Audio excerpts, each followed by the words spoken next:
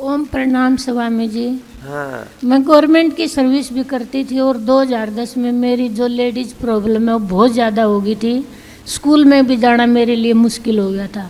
Teacher थी? हाँ जी। जब मैंने दवाई ली तो दवाइयों से कोई आराम नहीं हुआ। फिर किसी ने कहा गंगाराम में चले जाओ, किसी डॉक्टर का नाम दिया। फिर उन्होंने मेरा अल्ट्रासाउंड किया तो यूट्रस में फाइब्राइड था। हाँ। फिर उन्होंने कुछ टाइम दवाई दी और फिर बोले लास्ट में अब तो आपने ये यूट्रस रिमूव ही करवानी पड़ेगी। यूट्रस रिमूव करा निकलवा लो। फिर मैंने कहा कि मेरे को कुछ दिन की दवाई दे दो, मैं इतना मेंटली तैयार हो जाऊंगी। थोड़ा सा टाइम दे दो, मैं कुछ और करके देख लूं।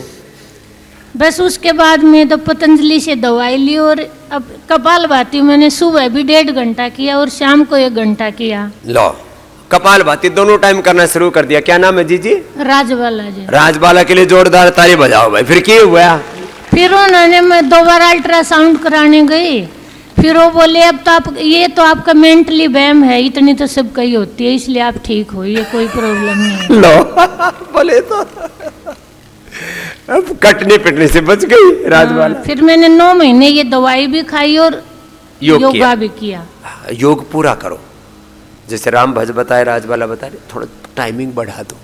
1-1 घंटा धीरे धीरे होले होले कपालभाति कर लो। 1-1 घंटा अनुलोम विलोम कर लो। और एसएलएमएस ऑटोमेटिक डिजीज कैंसर है तो दिन भर कराता हूं मैं अखंड योग, त्रिकाल योग, राम भज जी की तरह सुबह शाम संध्या काल में योग।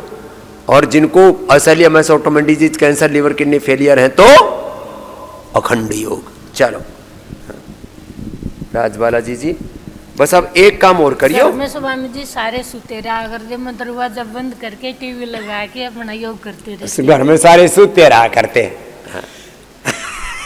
ये काम भी है, पड़े रहते लोग, पता नहीं क्या मिला सोने में। हाँ भाई जी प्रणाम।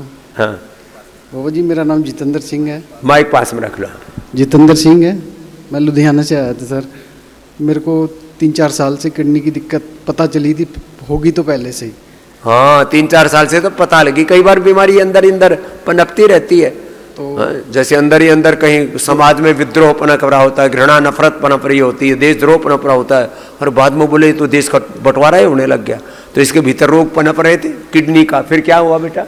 2 साल से बराबर दवाइयाँ खा रहा हूँ। एलोपैथिक भी खाई है, होम्योपैथिक भी खाई है, कुछ आयुर्वेदिक भी खाई है, बट कहीं से आराम नहीं मिला बाबा जी।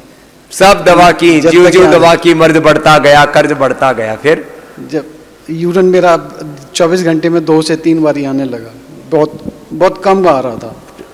बूंद बूंद करके, जिसको कहते हैं ना तरफ तरफ करके, बहुत कष्ट होता है।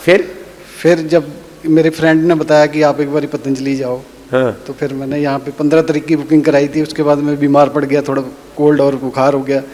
फिर 24 तारीख को आया।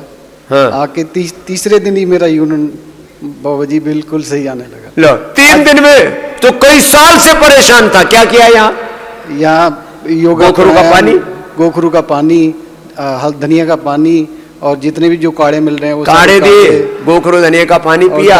और डाइट बहुत अच्छा है। डाइट ये जरूरी है। डाइट केवल लौकी की सब्जी और उपवास कराते, और बहुत ज्यादा कोई भूख लगे तो 1 रोटी, वो भी जौ की रोटी के, और कुछ नहीं देते। बस इतनी सी बात है।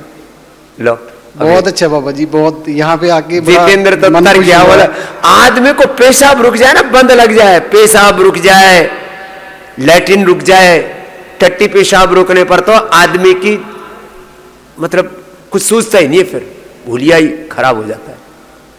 ये लो ठीक हो गया। थैंक यू बाबा जी, थैंक यू।